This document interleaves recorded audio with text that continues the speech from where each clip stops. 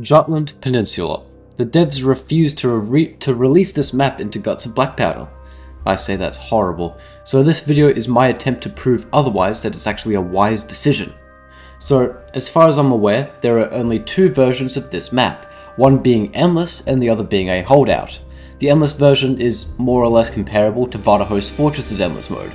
By that I mean it isn't particularly necessary, in the same vein that I don't think Vardahos Fortress's endless version isn't particularly necessary. Like, it's a cool addition, don't get me wrong, but I wouldn't be particularly fussed if it wasn't added. The holdout version is what I am interested in, however, that's what this video is really about. So far in game, there are only two holdout maps, Berezina and St. Petersburg. Berezina is okay, but it stretches out for a while and is sort of a pretty medium difficulty. St. Petersburg doesn't stretch out, but it is pretty much the most difficult map in the game. If you need a guide on that, I can link it in the top right for you. So, what am I trying to say here? While I unfortunately haven't been blessed with the ability to play the Jutland holdout, I believe that it could fit the category of an easier to medium difficulty holdout map that doesn't stretch on forever. Similar to St. Petersburg, there are actually going to be counted waves in this one, so not much like Berezina. You kept going by keeping the small village alight using lamps to keep fireplaces lit. This helps guide the NPC Emil over to the town. He will bring you supplies. And another factor in this map, there were also civilian NPCs you had to look after.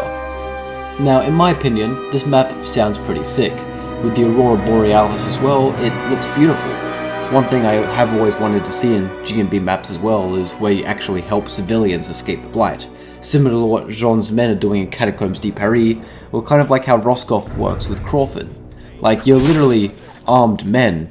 You probably, you want to help your civilians of your own country, right? Okay, so, how do I think Jutland's holdout mode should be run if it were to be more entertaining and actually added into the game? First, I think keeping the lighting mechanic is actually a pretty cool idea, and that should be kept as it is. It really helps encourage teamwork, which is a core aspect of Guts and Blackpowder. So obviously, if you don't light up the village, Emil doesn't arrive.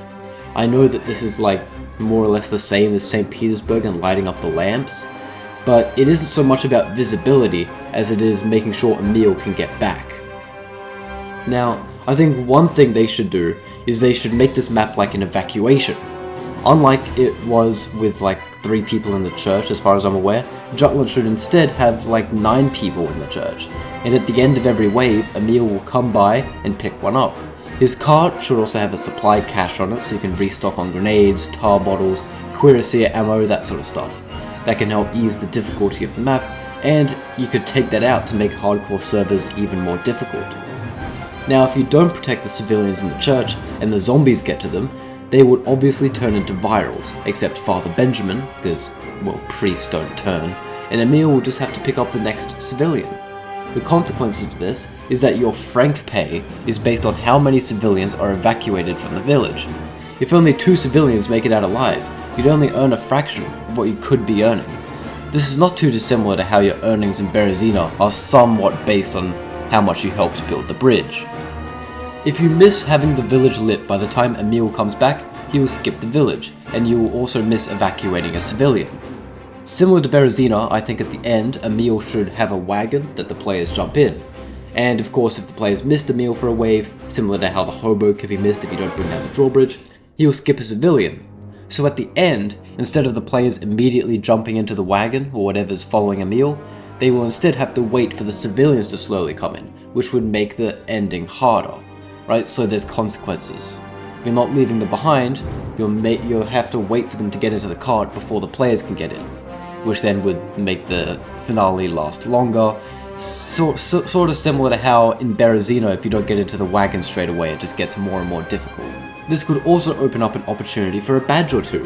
For instance, a badge for having all civilians rescued and one for surviving all 10 waves. I think this concept helps drag Jutland out of where the devs believe it is, I guess, in a plane of boringness. Add some stakes to it, add some cool little sprinkles of detail, and I think it'd be a pretty decent map. This would take a few more resources, like possibly having voice actors for the different civilians, or at least a few of the civilians, reworking how the map is wired and writing these NPCs, but honestly, this map is just so peak, it should be added. So heed my message. The community wants Jutland, and I believe this way we can stop it from being a boring map. Thanks for watching as always, ladies and gentlemen, and I'll see you when I see you.